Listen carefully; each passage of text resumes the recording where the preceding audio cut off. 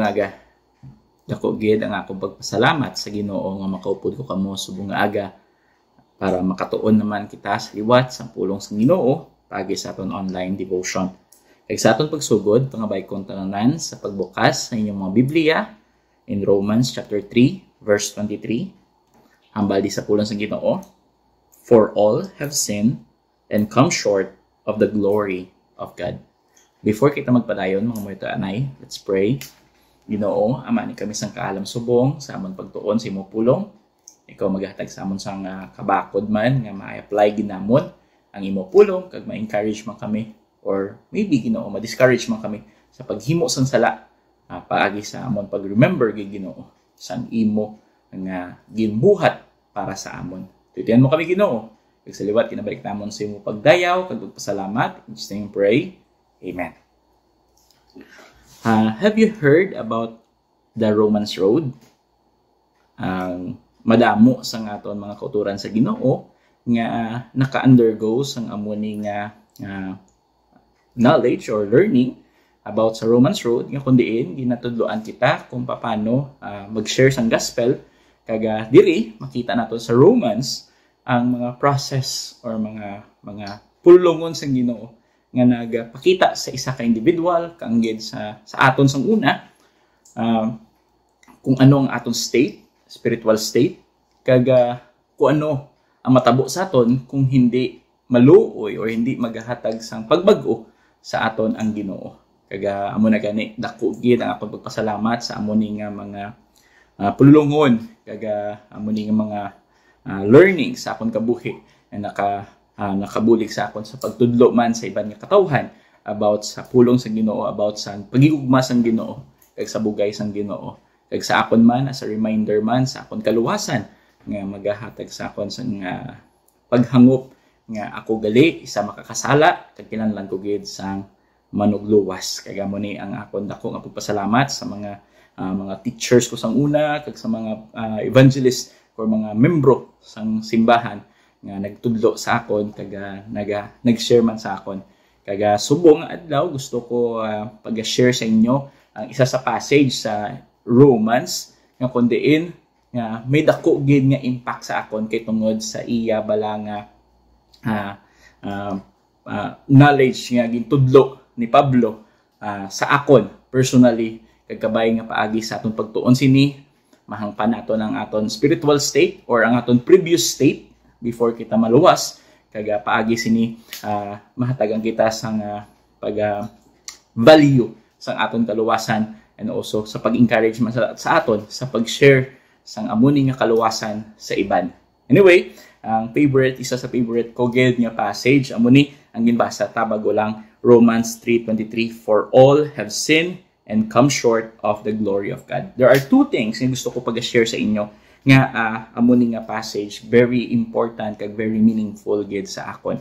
The first one is the two truths nga gin-share sa aton ni Pablo, and that is first, for all have sinned. The first truth is that tanan kita makasasala, no? Kaga to some makambal gid sila baw kalaw ay man nga truth, no? Nga tanan kita makasala. Yes, the truth is sakit gid kaga budlay gid kaga budlay batunon nga ikaw ako makasala kita tanan. Pero ang amuning kamatuoran may dako man nga pagtudlo sa aton. First, amo na gani nga kay tungod kita makasala, no? Kita na tanan kita makasala. So it means wala sang tawo din sa dutaan ngini nga wala gid nakasala.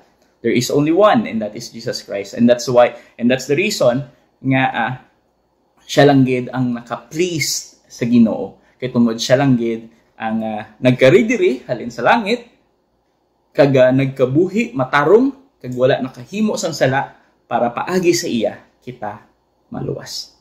So, ang una gid nga butang nga dapat naton tandaan sa amuning kamatuoran that wala sang taho sa aton diri nga makambal gid nga ako wala sang sala.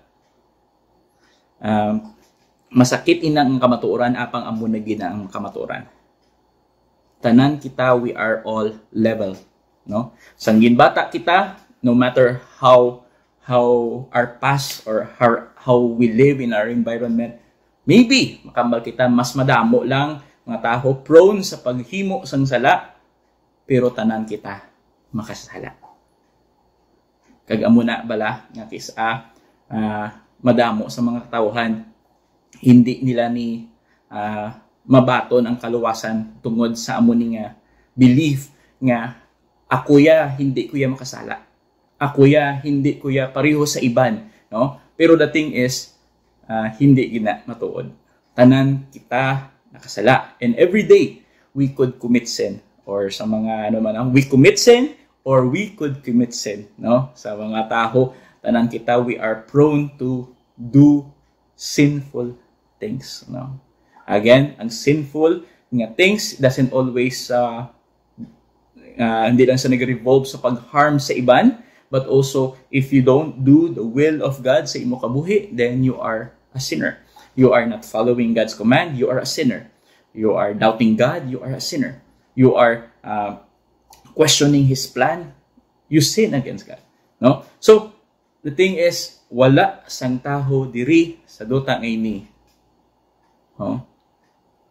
Nga hindi mo makambal kagid nga wala gid ko katilaw sang sala. Is ka nang isa ka bata, maybe hindi ka pa namahangpan nga siya nagahimo na sang sala, pero permi lang gina, no? Gahimo gina sa sala because we are selfish by nature, no? Tungod amo na ang tigipusoon sang taho, no? Actually, it starts in the book of Genesis, no?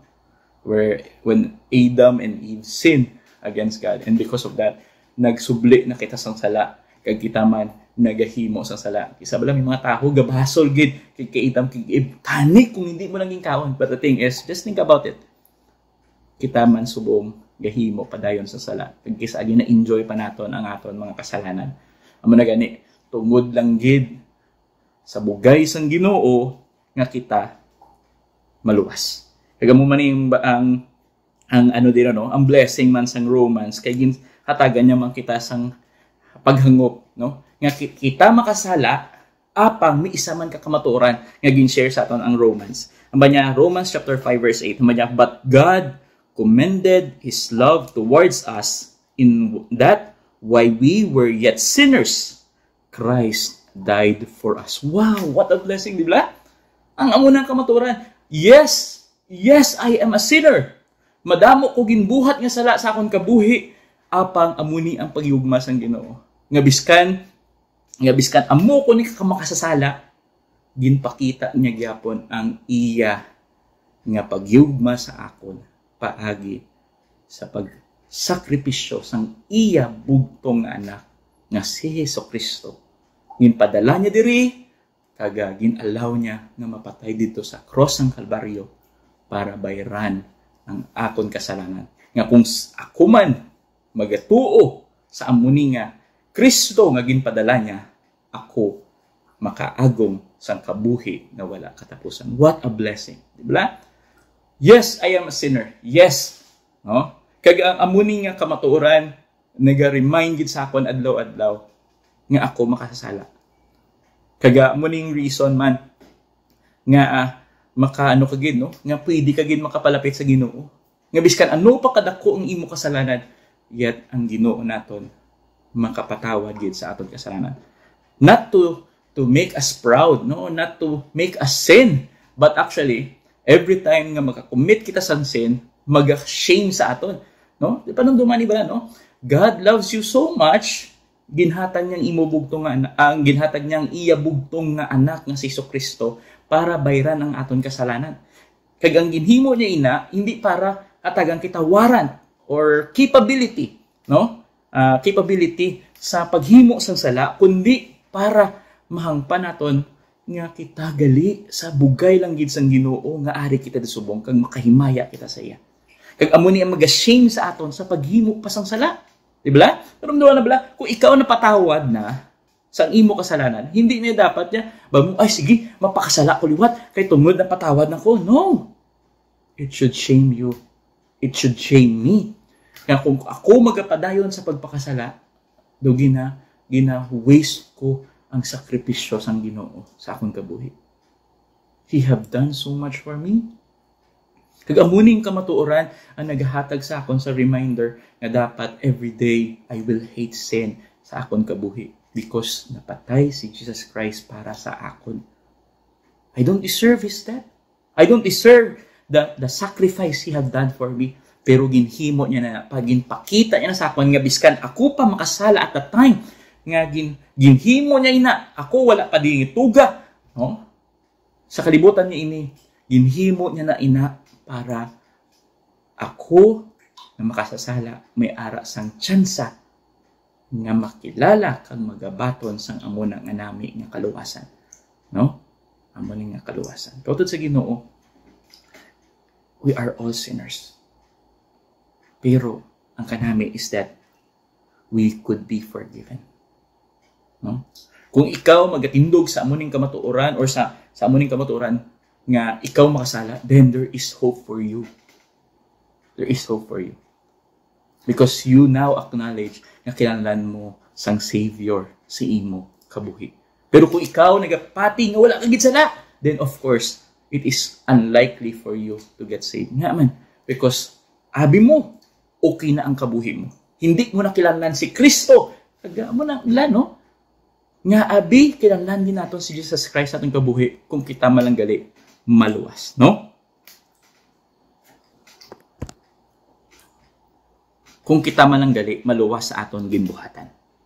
Kag amo ning ang gusto ko nga emphasize sa inyo subong adlaw. I am a sinner. You are a sinner. And that's why we all need Christ sa aton kabuhi. Eh kung wala si Kristo sa aton kabuhi, then we will all be in hell. Not because of what Adam had done, but because of what I have done. What we have done in our lives. Amo na gani, padako gid ang pagpasalamat ko sa Ginoo nga ginpadala niyang iyabugtong anak nga si Kristo para bayran ang akong kasalanan. Kag para bayran ang aton kasalanan. And that's why it should keep us on doing the will of God by preaching, by teaching, but by evangelizing people about God's wonderful grace. Because we know, nga biskan ano nga himuon sang tao, hindi niya babayran ang iya kasalanan.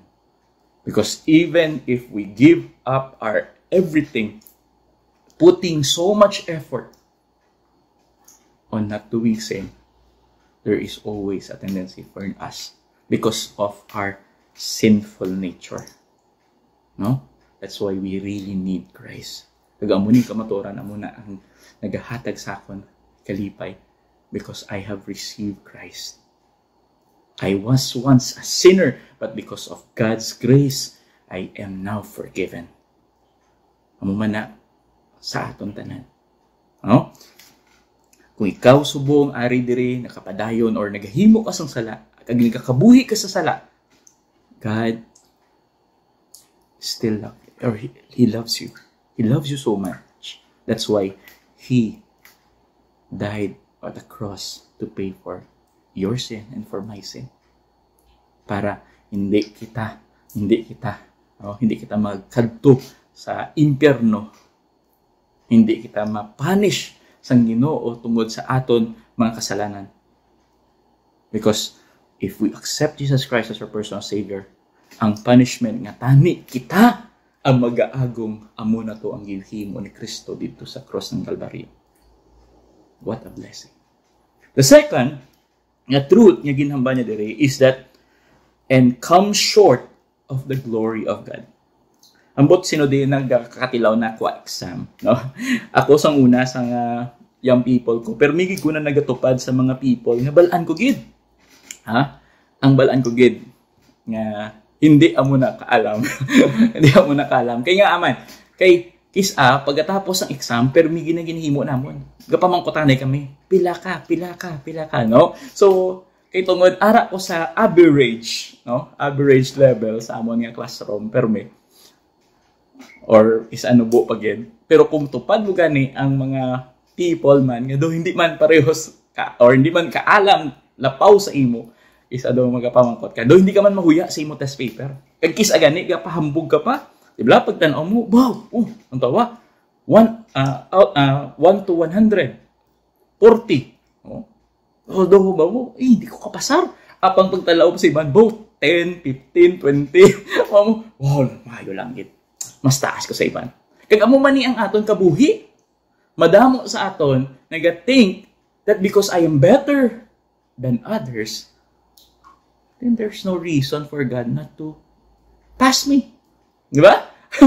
There's no reason for God nga hindi niya ko pagpapasaron. Amo man nabla sa aton la exam, no? Kay tungod feeling naton, kay tungod mas taas kita sa iban, more probably makapasar ko ya kumpara sa iban. Di ba? But the thing is not.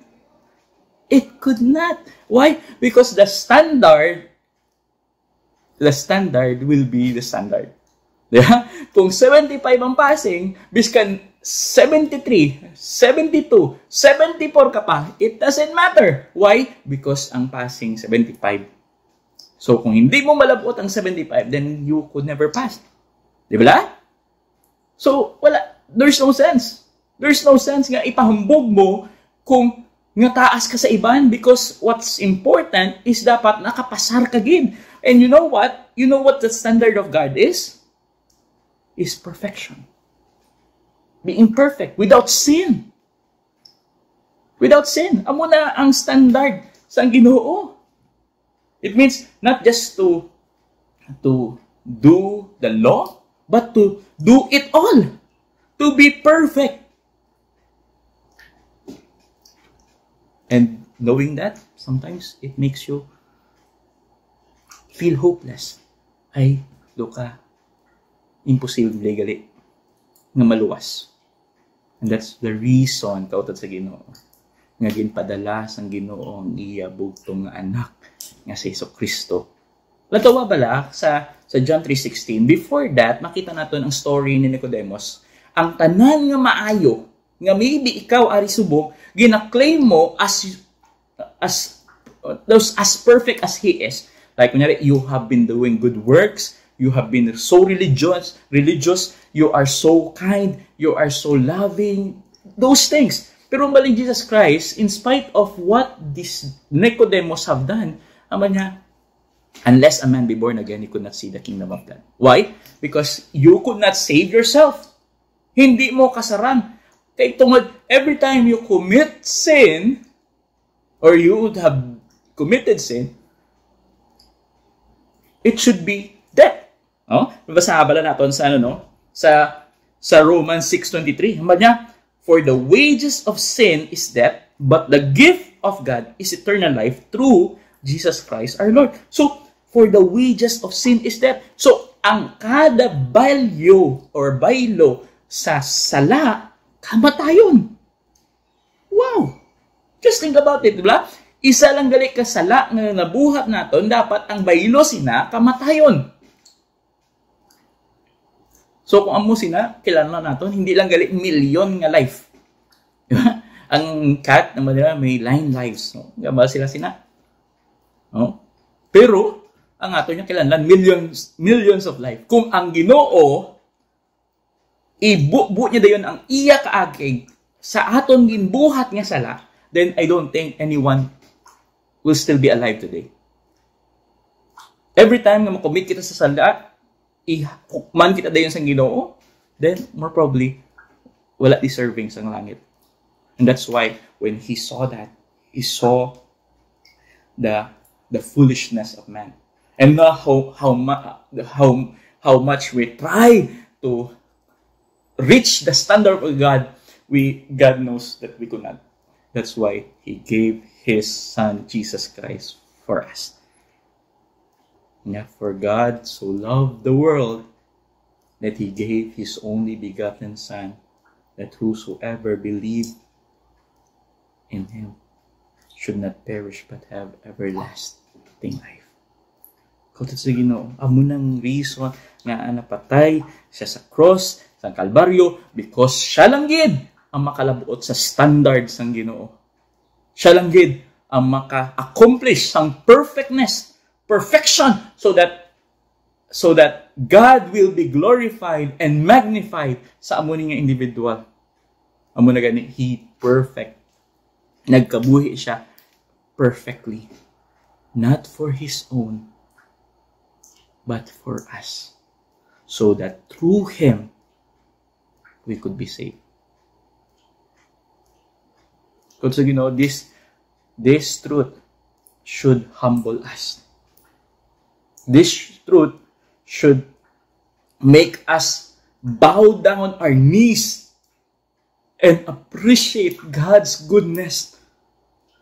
Because we are not deserving of His death, yet He gave up everything so that He could pay for our sin. We are undeserving of that. We don't deserve any of His effort, of His sacrifice. But because He loves us so much, He gave up everything. Kung sa Ginoo, kanami, blas ang pagigugma sa atos ng Ginoo. Kag ang amuning kamatuoran na akong gin-share sa inyo subong, ang pulong sa Ginoo nga ginhambal sa aton ni Pablo, ang pulong sa Ginoo ginhatag sa aton sa Ginoo para mahangpan naton ang aton spiritual state that we could not do it alone, we could not do it without God's grace sa Ginoo. This should always humble us. This should always remind us that no matter how sinful a person is, we should always forgive, because let's notice that we were once a sinner like them. And it's only by God's grace that I am no longer, the power of sin is no longer in me, or the power of sin is no longer controlling me. I am now saved because God gave His life for me. And I am no better than they are. Nabla ka nabi, no? Bisan si Pablo, who have been done so much for the ministry, maka-compare ko ang gulong kagalingon ko sa iya, more probably, mas lapit siya sa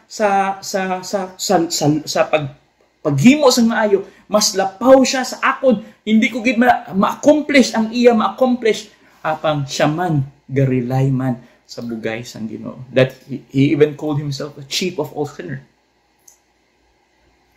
Because he have done sin. Kagamuman sa aton to sa Ginoo. No matter how much we have accomplished in our life, it is only by God's grace. So kabay ang amuning nga kamatuoran aton gin-share or amuning gitun-an nato subong nga adlaw maghahatag sa aton sa paghangop sa mga hindi pa kabaton kay Kristo Jesus bilang iya personal luluwas. Tandaan nyo ini, tanan kita makasala kag kinahanglan ginaton sa manugluwas. Kag ang amuning kamatuoran ginsabat sang Ginoo paagi sa iya nga pagpadala sang iya bugtong anak nga si Kristo para bayran ang aton kasalanan. Amo ni gani nga agi mamangkot gid nga abi kinahanglan si Kristo Jesus magkaridiri para bayran aton kasalanan. Duwa ka butang, first, because tanan kita makasala kag hindi naton maluwas ang aton kaugalingon. And kaduwa, kay hindi naton malabutan ang standards ng Ginoo. That's why si Jesus Christ mismo ang naglabot sa mga standard. Kag paagi sa pagbaton, kag pagkilala sa iya bilang imo personal, akon personal maluwas. Then, amo ning tion nga may ang iya kamatayon dito, amo to ang ginbayad niya para sa akon kasalanan, para sa imo kasalanan. So kung ikaw ari subog, kag ikaw nagapadayon ka sa pagpakasala, ang Ginoo gay gugma sa imo, kag gusto niya kilalahon mo siya, batunon mo siya bilang imo personal maluwas, so that hindi ka na magkadto sa linaw sa kalayo, kag makadto sa impyerno. Kung ikaw magatuo sa iya, magabaton sa iya, matuod, hugkot sa imo tigipusoon, nga kilalahon siya bilang imo personal maluwas, ang Ginoo magapuyo sa imo, kag magaluwas sa imo. Kag kung ikaw man subong naluwas na apang gapadayon kagyapon sa paghimo sang sala, then kautod sa Ginoo, tandaan na ginaton. Hindi kay tungod na luwas na kita, it doesn't mean nga magpabiling kita sa kasalanan. Instead, dapat magakuya kita sa tubangan sa Ginoo. Kay tungod, kung naga-enjoy kita sa sala, then do hindi mo gina-value ang iya dako nga sakripisyo para sa imo. Instead, dapat mahuya kita Kag dapat himuon naton best nga hindi kita magkabuhi sa sala kag i-reject ginato sa kabuhi naton because through that sin, because of that sin, ang Ginoo nga wala ka kasala, wala kahimo sang sala, wala miginhimo nga sala, nagsakripisyo sang iya kaugalingon para bayran ang akon sala, ang imo sala. So kabay, it will humble us, it will remind us. Ano ba lang sa akon sa professor before, no?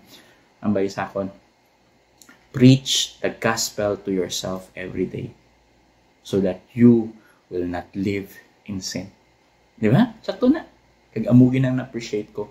Kag amo na ang liwat-liwat ko gid sa akong galingon because I am a sinner and I need saving. And Jesus Christ saved me. That's why I could be here preaching God's word. I could live a life that is acceptable by God because God, not because of my accomplishment, but because of what God had accomplished through me. No? Hindi tungod sa miging buhat ko, kundi tungod si Jesus Christ, ginhimo niya ang tanan para bayran ang akong kasalanan. So kabay pa, no, kautod sa Ginoo. Kabay pa. Yang amuning kamatuoran, maga-encourage sa aton. No? Nga magpadayon kita, nga magkabuhi matarong sa Ginoo, sa tubangan sa Ginoo, kay sa aton mga isig kautod diri sa palibot naton. Maging matinlo kita because gin-sakripisyo ni Jesus Christ ang iya kaugalingon para sa atong tanan. For God so loved the world that He gave His only begotten Son. Kung sino man mag-believe sa iya, kung sino man ang mag-believe sa iya should not perish but have everlasting life. So kabay pa ako sa Ginoo. Kung ikaw ari di subong kag wala pa panaagong si Kristo Jesus bilang imo personal luwas, hindi mo pa na desisyonan sa imo kaugalingon nga batunon mo siya subong. I-accept mo siya.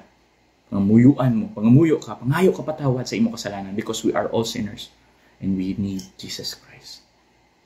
Kung ikaw man, luwas ka na apang kapadayon ka pagpasala, kuto sa Ginoo. Kabay ang amuning kamaturan maghahatag sa aton sang kahadlok kag kahuyaman. Nga dapat bag-uhon naton ang aton panimatasan because nahimo na ang tanan sa Ginoo ang iya parte para sa aton. So dapat magakabuhi kita matarong so that we could share the gospel not only by words but by our works.